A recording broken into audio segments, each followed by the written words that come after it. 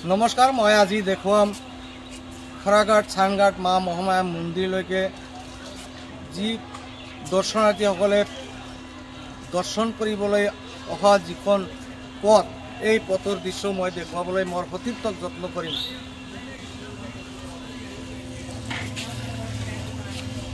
এইখন পথেৰে চানঘাট মন্দিৰ, এই খৰাঘাট চানঘাট মন্দিৰত কিন্তু ৰাজ্যৰ বিভিন্ন প্ৰান্তৰ পৰা কিন্তু ভক্তসকলে এইখন পথেৰে যাতায়াত কৰিব লগা হয় এই খৰাঘাট চানঘাট মন্দিৰত।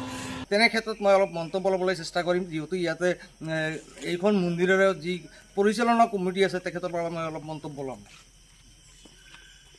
এইখন হ'ল খৰাঘাট ১৭ নং ৰাষ্ট্ৰীয় ঘাইপথৰ পৰা চাউকুৰিলৈ এখন সংযোগী পথ। এই সংযোগী পথেদি হাজাৰ হাজাৰ পথচাৰীয়ে যাতায়াত কৰে। হাজাৰ হাজাৰ পথচাৰীৰ লগত কিন্তু এই খৰাঘাট চানঘাট মা মহামায়া মন্দিৰৰ দৰ্শনাৰ্থীসকলেও দৰ্শন কৰিবলৈ এই চানঘাট মন্দিৰত দৰ্শনাৰ্থীসকল আহে।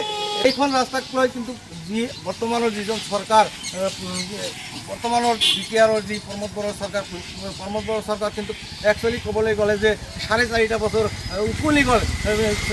৪.৫ বছৰ উকলি যোৱাৰ পিছতো কিন্তু এইখন ৰাস্তাক লৈ কোনো ধৰণৰ পদক্ষেপ গ্ৰহণ কৰিবলৈ সক্ষম হোৱা নাই।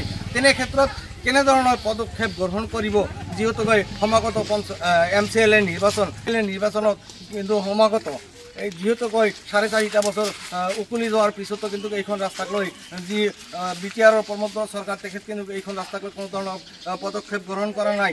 যিহেতু এইখন ৰাস্তাৰ মাজতে এখন খৰাঘাট চানঘাট যি মা মহামায়া মন্দিৰ, এই মন্দিৰত কিন্তু হাজাৰ হাজাৰ দৰ্শনাৰ্থীয়ে দৰ্শন কৰিবলৈ আহে।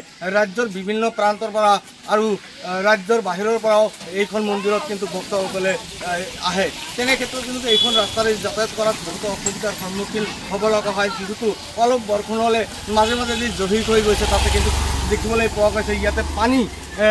এনে ক্ষেত্ৰত কেনেধৰণৰ পদক্ষেপ গ্ৰহণ কৰিব, যিহেতুকৈ এইখন ৰাস্তা হ'ল মুখ্যমন্ত্ৰী সড়ক যোজনাৰ যিখন পথ, এই আছিল মুখ্যমন্ত্ৰীৰ সপোনৰ আঁচনি। কিন্তু মুখ্যমন্ত্ৰীৰ সপোনৰ আঁচনি যিজন ঠিকাদাৰে ঠিকা বৃদ্ধি লাভ কৰিছিল, তেখেত কিন্তু আধা কামত কৰিখিনি কিন্তু পলায়ন পত্ৰ কৰিব লগা হৈছে।